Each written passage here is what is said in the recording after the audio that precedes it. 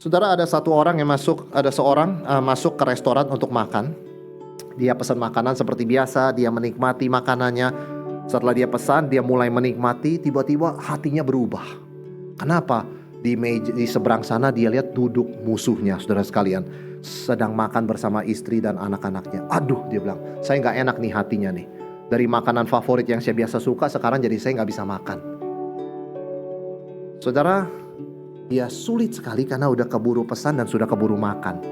Kalau tiba-tiba dia pergi, wah bagaimana rasanya ya. Tapi selama dia makan, dia menderita sekali. Kenapa? Dia ingat itu ya, orang di seberang meja itu ya, dulu menipu dia, dulu memakan uang dia, saudara sekalian ya. Dia ingat sekali. Wah, dia sakit hati, makan sambil sakit begitu kan. Saudara, orang sudah keluar uang ya, masuk restoran, sakit hati, gak nikmati makannya ya. Kenapa? Keingat masa lalu. Karena memang masa lalu datang ke masa sekarang. Ketika orang itu muncul, masa lalu hidup lagi. My past has come back. Tuh orangnya. Saudara, tiba-tiba lagi dia makan, menyelesaikan makanannya, terdengar kegaduhan dari meja musuhnya itu. Ribut suami istri, saudara sekalian ya. Wah, langsung dia bersyukur sekali dalam hatinya. Tuhan tahu, Tuhan menghibur saya. Tahu rasa itu mereka ya. Sana berantem, lebih keras lagi berantem suami istri. Berantemnya soal apa, saudara sekalian?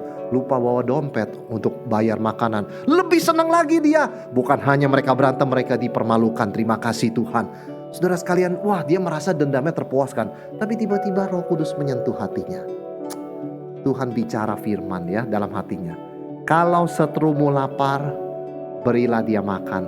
Kalau seterumu haus, berilah dia minum. Wah, ini di restoran nih, makanan minum, ayatnya pas benar begitu kan. Ini pasti Tuhan bicara. Berubah hatinya, saudara kan, lembut dia. Luluh dia, saudara sekalian ya. Akhirnya dia datang ke kasir, yang mengatakan, ini untuk bayarin makanan di meja itu. Dia pergi.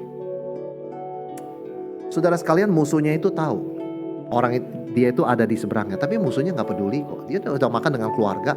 Tapi setelah dia tahu, kemudian pegawai berkata kepada dia, Pak, Bu, soal biaya gak usah dipusingkan. Silakan dinikmati makanannya. Sudah dibayar lunas oleh Bapak yang tadi barusan keluar. Saudara sekalian, luar biasa. Saudara sekalian, menghakimi dan membalas itu Tuhan punya hak. Dan Tuhan akan eksekusi hak itu. Tenang aja saudara sekalian.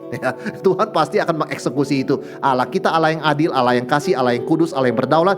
Keadilannya tidak pernah tidak datang. Pasti datang tepat pada waktunya. Tapi itu hak dia, bukan hak kita. Kalau seterumu lapar, berilah dia makan. Kalau seterumu haus, berilah dia minum.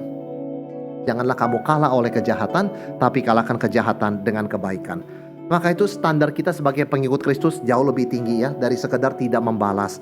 Kita belajar mengampuni dari hati. Saudara, kuncinya itu bagaimana? Melihat seperti Kristus. Saudara sekalian, sebetulnya orang yang melukai kita sangat-sangat terluka. Cuma dia tidak tahu sehingga dia menjadi bodoh. Yang dia perlukan bukan pembalasan, Tuhan akan kasih itu. Yang dia perlukan doa dan belas kasihan.